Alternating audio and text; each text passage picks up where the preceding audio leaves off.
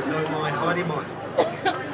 Ladies and gentlemen of the jury, welcome to the first session of the New Zealand People's Court.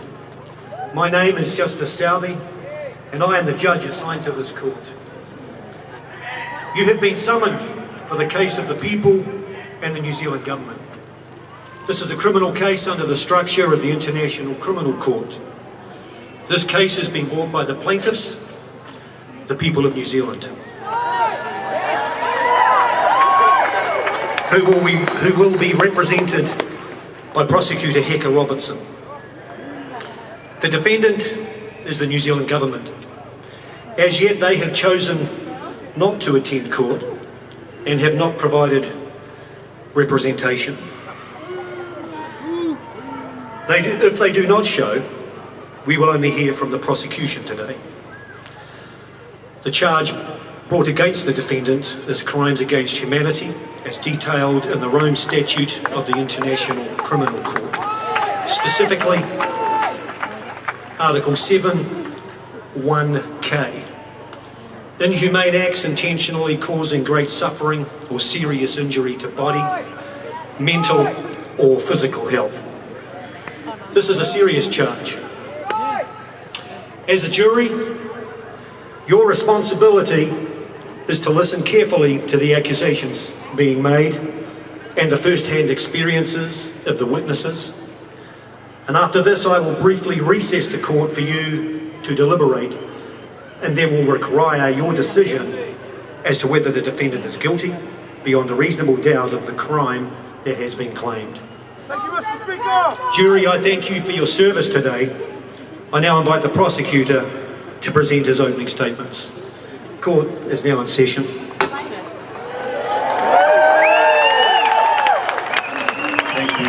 Thank you, Your Honour.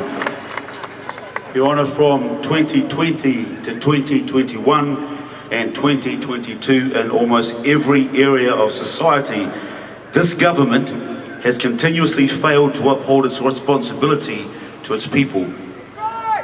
Like a financial sieve, its irresponsible decision-making has been draining New Zealand of resource. It has emptied taxpayer coffers as it implements inhumane policies in an effort to boost its own reputation on the international political stage.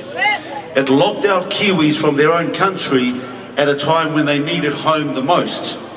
It left New Zealand businesses bleeding out, many with little chance of survival if they hadn't already died. And the hopes and dreams of hard-working everyday Kiwis lay steaming in its wake. New Zealand, Your Honour, is wounded and hurting, and the abuser is its own leadership. Shortly, Your Honour, I will invite a number of witnesses to the stand, and they will provide evidence of how the inhumane acts of the New Zealand government over the COVID-19 health response period have affected them personally. These accounts are confronting, but they show the brutality, the inhumanity that is the true representation of this kingdom. Today, these witnesses will show you, and the jury will prove beyond reasonable doubt, that the New Zealand government is guilty of crimes against humanity for inhumane acts affected on its own people. Thank you, prosecution. I now invite you to call your first witness to the stand. Thank you, Justice Southey. The United Nations called domestic violence the shadow pandemic. Contributing factors included the stress of lockdowns, housing insecurity, financial stresses due to income loss and unemployment, and people's isolation from their support systems. And in New Zealand, we were not exempt from this. Prior to COVID, in 2019, Your Honour, there were 151,609 reported cases, domestic violence cases. That rose to 165,039 in 2020 as these restrictions were implemented, and at the height of the government's COVID measures in 2021, that number increased to over 172,000 cases of domestic violence, and those are just the ones that are reported. I now invite the first witness to the stand, Hazel Tukuriri.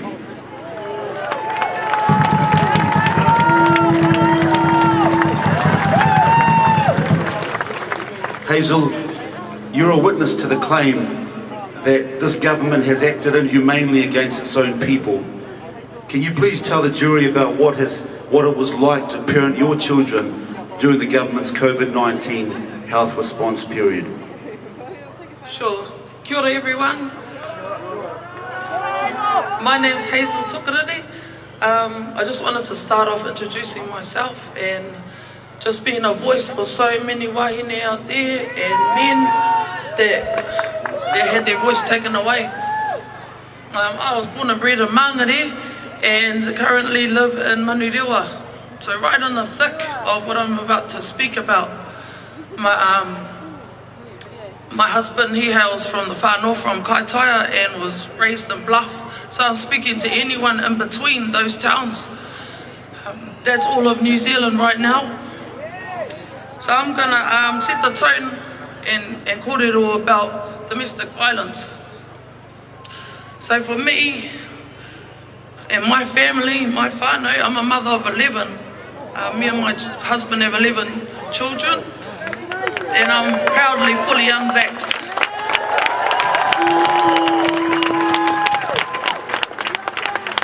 So when our country went into this craze of lockdown, it was so daunting on me and my whānau. We have a housing house and we stay in Manurewa. So for our family being so big,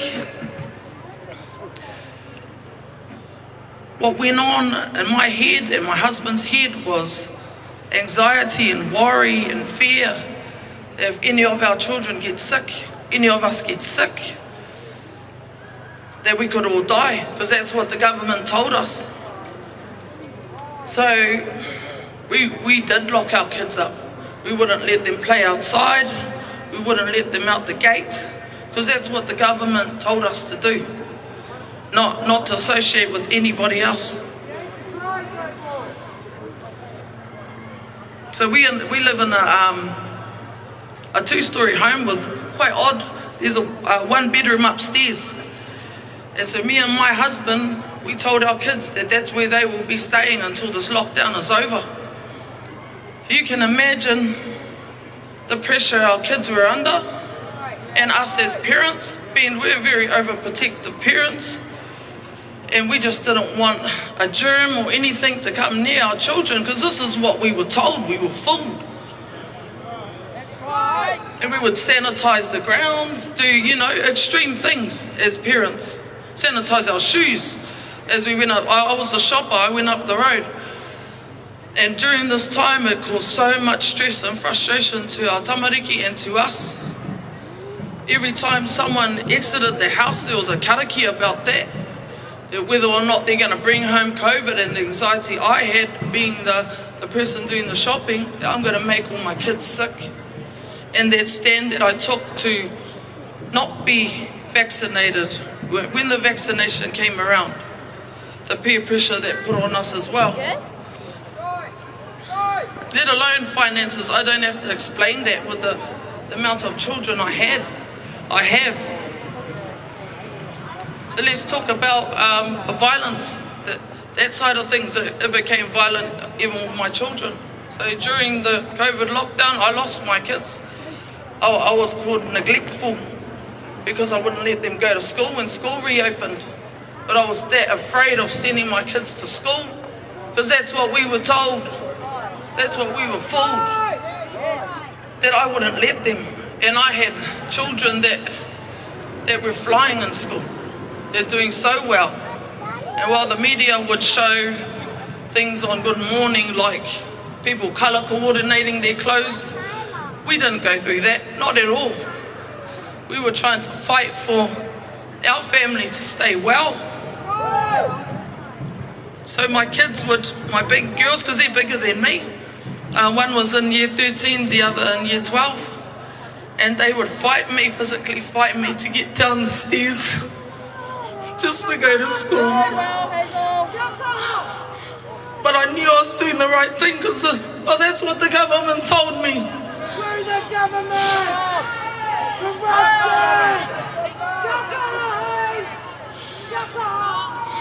So my kids fought their way out the door and ran ran to school just to, within the first week, they started back. School was closed again.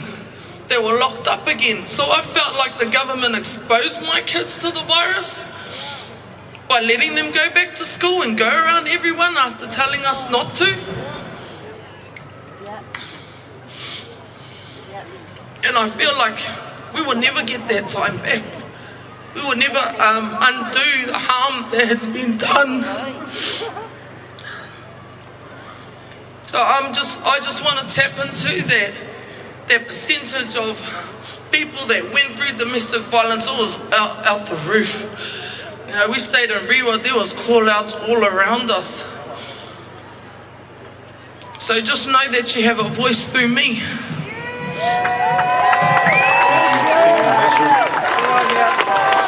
Hazel, the inhumane policies of the New Zealand government in regards to the police's ability to respond to domestic violence situations, those have affected you personally as well. Can you tell me a little bit about that? I sure can. So with me and my husband, because we're dealing with all these children that are upset, frustrated, had a guts full. You know, you put anyone in a room for thus long, that it's like being in a cage. And we would have to deal with these whawhai all the time and try and settle and try and reassess everything every day. And it caused us to fight a lot, more than we ever had. Because we're right in each other's face. We're not allowed to leave. We're not allowed to go to whānau. Whānau didn't want us to come over either because we burst in their bubble. So we felt so isolated and just felt like we had no voice. Everything was on the phone or you were on hold forever. No one answered. Thank you, Hazel. Well, jury, you've seen the impacts of isolation. You've seen it compounded and you've heard the statistics of 172,000 cases of domestic violence and the strain on the police force and an inability to respond to that. So Hazel, I would like to thank you for providing your testimony. Thank you. Thank you. And if I might add one thing to that, when we had a big fight and I took my sons and I went to the one neighbour that would let me in and I asked her to can I use your phone to ring the cops? And you know what she said to me? She said to me, should I ring Men Up or should I ring the police? And I really wish we had rung Men Up, because they rung the police, and a question I was asked over the phone, let alone my life was at risk, and so were my tamariki. They asked me if I was vaccinated. They asked me the size of my family, if they were vaccinated. And you know what I answered? So they took 3.5 hours to come. 3.5 hours, and during that time, who knows what would have happened. I had to hibernate, I had to hide myself within my neighbour's home, someone that was loving enough to help another New Zealander. So really stuff the government. We need to sack that government, ASAP. Thank you. Thank you, Hazel Tukuriri. You've just seen a snapshot inside the home, inside the four walls of what represents many New Zealanders during that time. Your next witness, prosecution. Thank you, Your Honour. I'd like to introduce my next witness. At the height of the government lockdown measures, no tangihanga or funerals were allowed. During level 3 lockdown, funerals were still limited to just 10 people. Families were restricted from performing cultural practices in their homes. And before that, they were left with saying goodbye to their loved ones, handing them over to the hands of a funeral director and being forced to wave goodbye at the front door. During 2020 and 2021, there were 34,000 deaths in New Zealand. That is 34,000 Kiwi families that were restricted in the way that they could grieve their loved ones. 34,000 families denied the one opportunity to honour their loved ones in the appropriate way and in a way that would make them heal. Surely there would have been another way for families to express their grief. I now invite my next witness to the stand, Mr. Paris Winiata.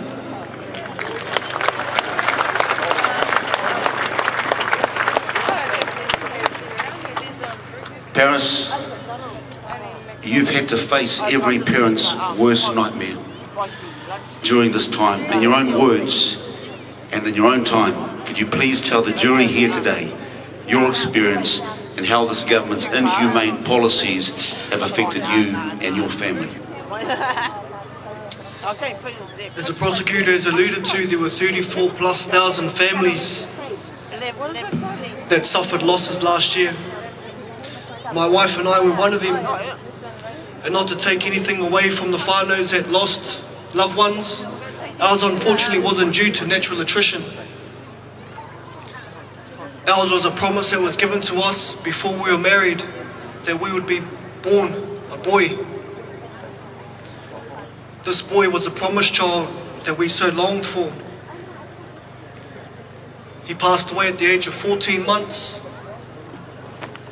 And the government and their restrictions did not allow my whānau and our friends, key people in our lives that were going to deliver us strength, hope and peace to grieve during this process. We're not talking about 2020 when the level 4 lockdown, we're talking about August 2021 when science and statistics showed us that COVID was not a threat to our communities. For the last nearly 12 months, I've sat here wondering why me, why my son? And it's become evident today that this burden that I must carry is a burden that I must carry so that no one here in my nation has to carry that burden ever again. That if your loved ones pass away, I will stand and fight so that you can go through the grieving process that you so deserve. Thank you, Paris. Paris, at the time that you were carrying out the funeral for your boy, I'd like to ask you about your vaccinated family members, because vaccinated family and friends, surely the government would have allowed them to attend the funeral, as the government were the ones who were ensuring the safety of the vaccination. As we've clearly established here today, that the government have lied over and over and over again. And like most people, I wasn't truly aware of the extent until it affected me personally, me and my whānau. And that's why I choose to stand today, so that no one else has to go through the same thing. I would rather give you foresight rather than hindsight. They told us, if you want to go to music festivals, get vaccinated. Well, I had family and friends double vaccinated, wearing masks, complying in every aspect that the government put upon us, and were still unable to attend my son's tangi. If that's not enough for you to get rid of this government, I don't know what is. Thank you, Paris. Paris, I just want to, there's a process of grieving that is natural to all people.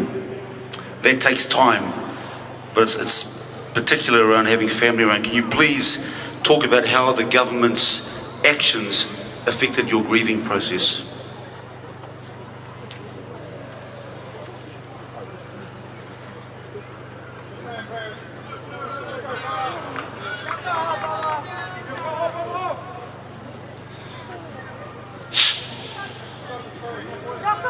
The process is still going through today. Still unable to see whānau and friends, loved ones. It's like going over his burial. Every single time I see a whānau member or friend that was unable to visit his tangi, that the embrace is all over again. The strength that should have been provided for me on the day that I laid him to rest is continuing to have to overflow and overflow, and the memories of the tragic things that we saw, that I went through, is played over and over and over again.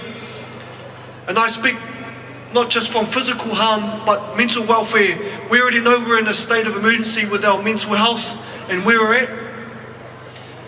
And I've got whānau and friends that I haven't seen for a long time that are here today, flown all the way from Australia. To be here with everyone else, to stand and fight And for me, that's again going back over that. That's that embrace that they're giving me is an embrace that they should have been able to give me. That was my right to attain that embrace and that grieving process when I laid him to rest. I shouldn't be forced to have to go through over and over and over again the tragic loss that happened to me and my family.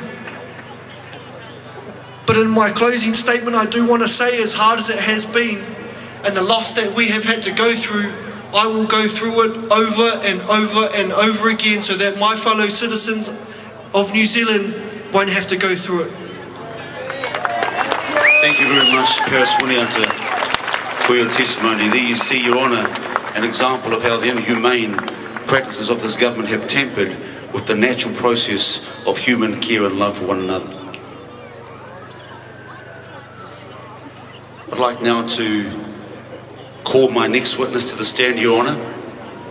From September to November in 2020, over 16,000 New Zealand businesses closed permanently, compared to 7,000 over the same period in the year before. Your Honour, that's an increase of 127%. Business closures were prominent in the sectors most affected by the pandemic, including hospitality, tourism, wholesale trade and fitness sectors. For business owners, Your Honour, closing a business can be like a death. Years of sheer hard work all down the drain despite their very best efforts, and the feeling of failure and uncertainty of the future can deeply affect their mental well-being. I would like now to call upon the next witness to the stand, Steve Oliver.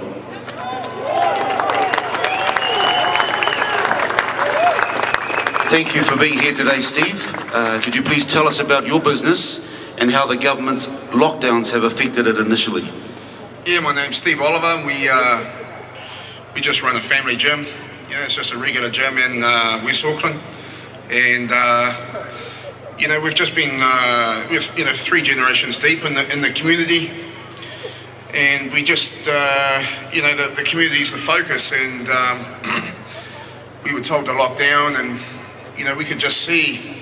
The first lockdown we done as we're told, and we locked down. Then we could see in the community, all these experts were telling us stuff was going on. It was like watching a episode of Shortland Street. It's like something's happening on TV, but in the reality, in community, it's not happening. So we just made a call, and we're like, man, there's people out there suffering. There's people losing their families, people losing their jobs. Mental health is a real issue. That's the killer in our community. So we're just going to open up. So we just wanted to be a safety net and a safe place for the fathers and the mothers that were losing everything at the time, and the families that couldn't access. Couldn't go to the movies as a family, couldn't go to the pools, couldn't even go to the library. It was such a danger to the community. And the kids at 12 years old were given, told to make a choice whether they took a needle or not, when, adults regret a tattoo after 2 weeks. And, they were kicked out of their family networks. They were kicked out of their sports teams, just at the time, a real crucial time when kids are trying to find their identity was huge. So there was a real mental health issue going right through the family, from the adults right through to the children. So we just wanted to be that safe space and wanted to stay open just for the community. So Steve, you made a courageous decision to stay open, to provide all of the services and the care that you normally do for your community. Can you tell me how the government dealt with you not wanting to close your doors? We're getting, constant emails and constant phone calls telling us that they're going to prosecute and shut us down. And there's a lot of pressure, on us as a family. And, they just make visits coming around to my business, trying to make us out like we're criminals. And I just said, man, I've got kids that are suicidal. I'm the only safe place for these kids. I'm the only place they can go. So if I close the door, that's on me. You know what I mean? So go ahead, throw your fines around, And they even went to the extent of redirecting our gym phone line to a vaccine hotline. I don't think they got too many hits off that one, but yeah, it's pretty feeble. So you're talking about fines is one thing, but the additional pressure, and I would say the word bullying, that has been directed at your family, I guess that further compounds the threat to your business. What were the personal effects on your family of that? Yeah, I mean, a lot of anxiety. I've lived a full life and always, gone out on the front foot and in sport and business and everything, and proud of what we've achieved. And it was a time. It puts a lot of pressure on the family. Puts a lot of pressure on. I've got 5 kids in the house. I've got 8 kids all up. We got, my baby just had their 2-year-old birthday just on Saturday, and. You feel bad, because the pressure's real. The kids, you're missing out on those, those beautiful years with your kids under this pressure. And, sometimes you just got to do what's right, no matter what the personal costs. Thank you, Steve. I'd like to thank you for your testimony today.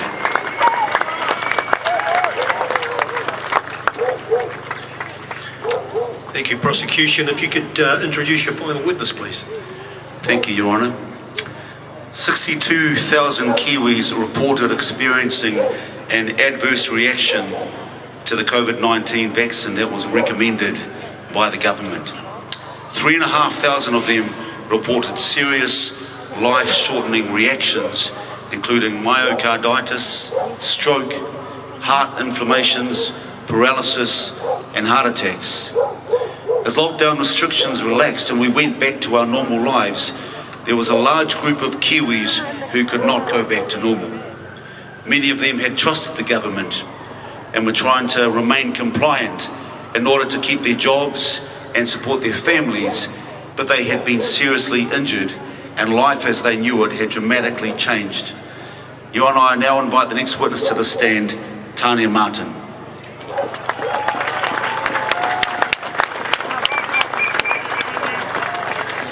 Tania, your husband Rob has been affected by the government's vaccine mandates during this time. Could you please tell the jury your experience? Yeah, hi. Kia ora, everybody.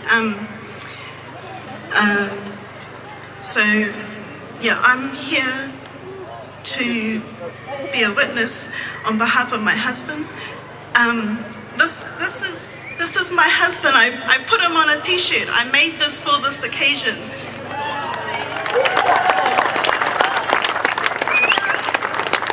He's over here.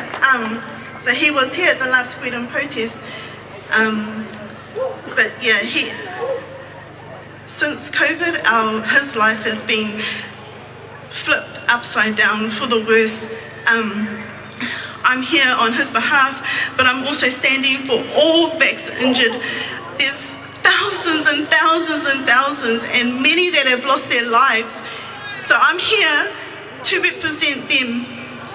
My husband, he's a good man. He's a good man, and he's the strongest man I know. But he was fit and he was healthy. And yeah, 18 years ago we were here. We were here protesting, and enough is enough. My husband, he was a specialized usher. He was up there at the front, more than well able to hold his own, but he can't anymore. He needs a stick to aid him while he walks.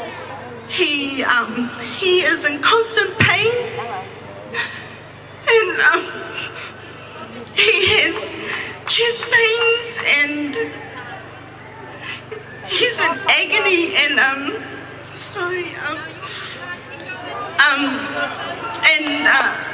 now, you know, if he needs to go a long distance, he needs a wheelchair, and that's what the vaccination has done to him. I'm sorry to hear that, Tania. You know, New Zealand has ACC to provide financial relief and support to Kiwis who are dealing with injuries and accidents. This is what our taxes pay for. How has ACC supported your family during this time? ACC who? What? Nothing.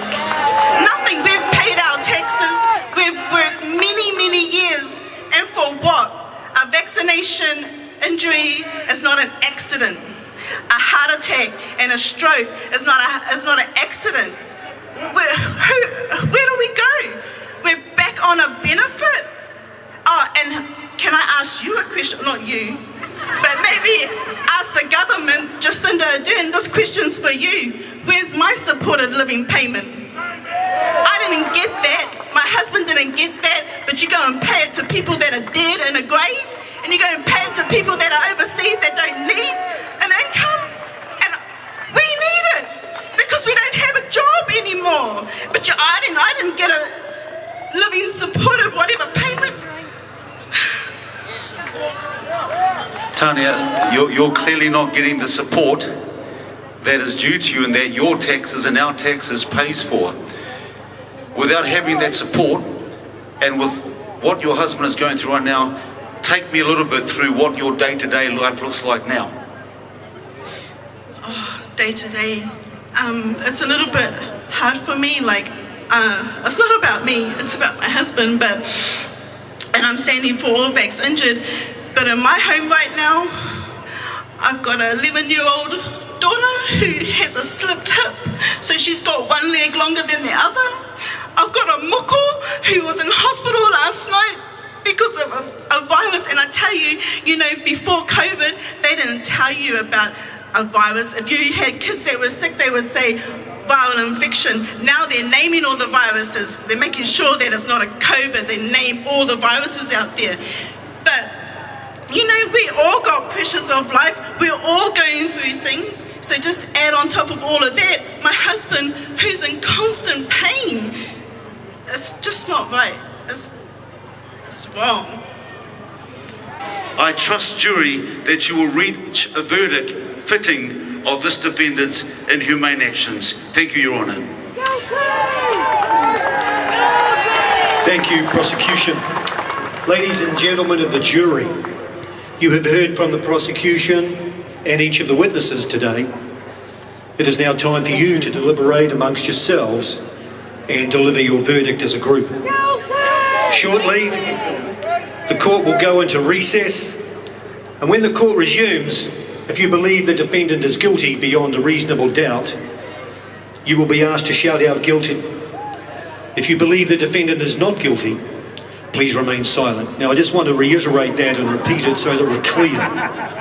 When the court resumes, if you believe the defendant is guilty beyond a reasonable doubt, you'll be asked to shout guilty. If you believe the defendant is not guilty, please remain silent. Until then, court is in recess for 2 minutes. Kia ora.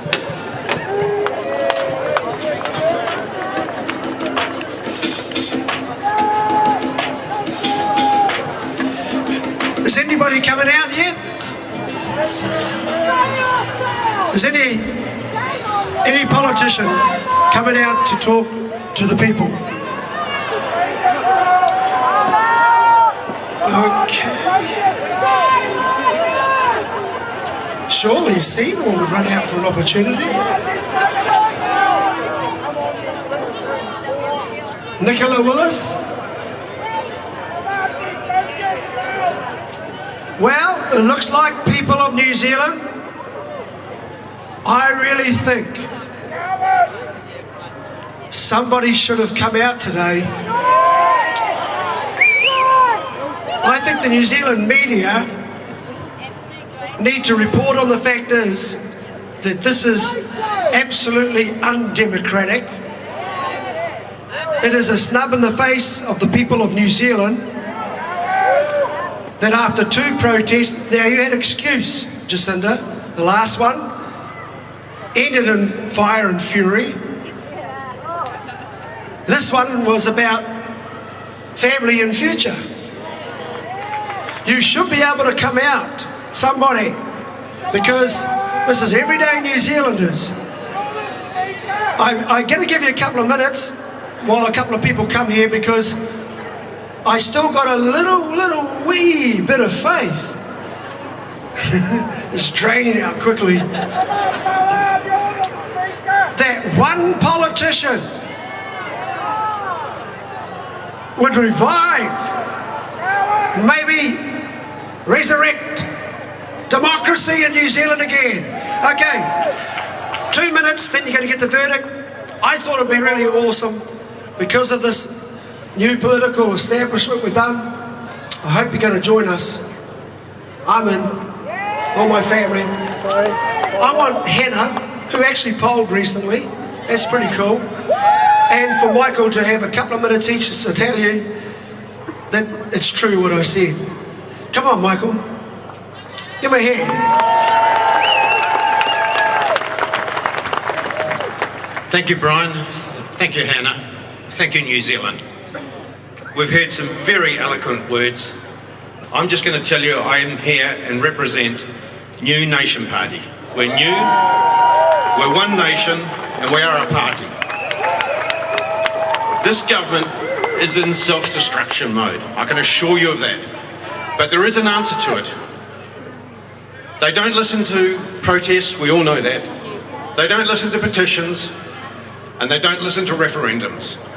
But we can beat them in the ballot box. And I can assure you, the New Nation Party will back this new umbrella party 100%. The situation is extremely serious. The country is broke. If there was any major upset now, whether it be another major earthquake, foot and mouth, whatever, this government cannot pull us out of it. They have wasted billions. There's a price to be paid for that, and it's in the ballot box. They're as good as gone, and you have my commitment via the New Nation Party. We will be part of it, and there's no stone unturned that we will not to achieve that result.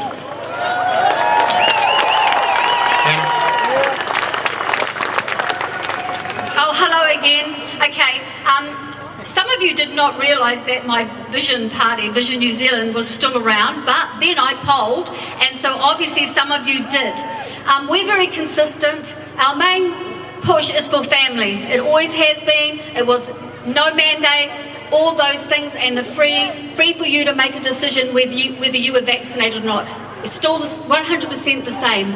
Vision New Zealand. And we're very thankful for those people that did put us through the polls. It was actually a big surprise when I sat in front of the camera and they said, how do you feel about the fact that Vision New Zealand polled? And I was like, oh, well, that's really lovely, isn't it?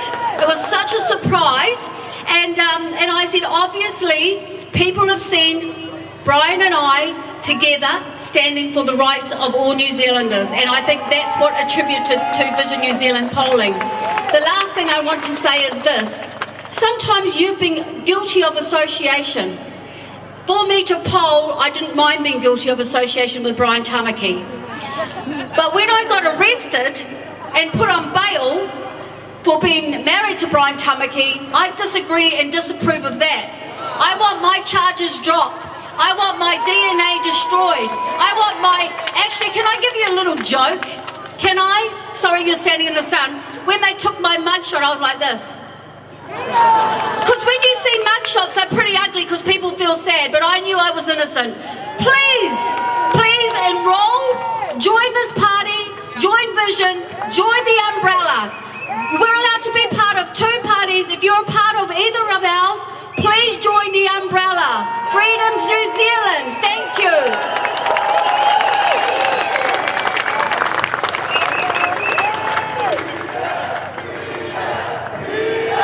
Freedom, freedom, freedom, freedom, freedom, freedom, freedom, freedom.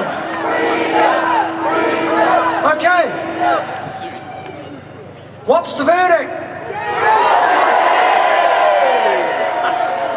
Oh, sorry, Jack. Oh, sorry. That's... Oh, kill it. So I'll get in trouble, sorry. Gets in trouble. All right. Court is back in session. Would the jury please give me their full attention? It says in here for you to rise, but you're already standing, so that's good. The jury, please give me their full attention. Ladies and gentlemen of the jury, this is serious. On the count of crimes against humanity for inhumane acts, how does the jury find the defendant guilty or not guilty?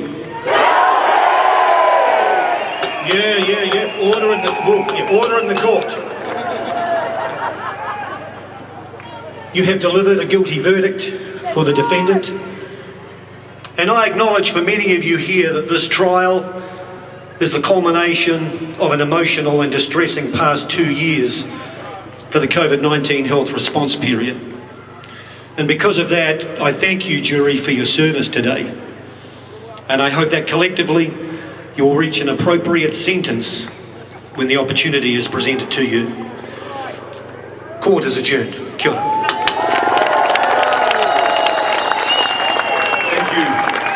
Thank you, Judge Dredd. Well, there you have it, ladies and gentlemen. When's the sentencing? Okay, well, you will see that. Watch this space. Ladies and gentlemen, what you saw enacted on the grounds of Parliament, this was not theatre. This was real lives. And so I would like to acknowledge the witnesses who stood, as I acknowledge every single man and woman here today, because they represented the stories that you're living with in your own homes. And I acknowledge you for standing in courage through adversity and continuing to stand. More people are joining us. More people are coming to your light as you stand boldly and courageously. I want to acknowledge Brian Tamaki for the work that you've put in. I know you've been kept away from this place for many times, but here we are today. The heavens have opened and we're moving forward. So I just want to say, ladies and gentlemen, that keep on moving on. Keep on focusing.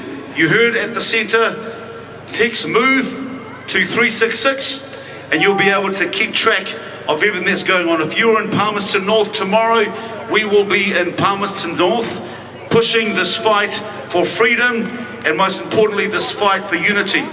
You've all got a vote. Let's bring it together. United we stand, divided we... Thank you. I'm going to pray and then we're going to end.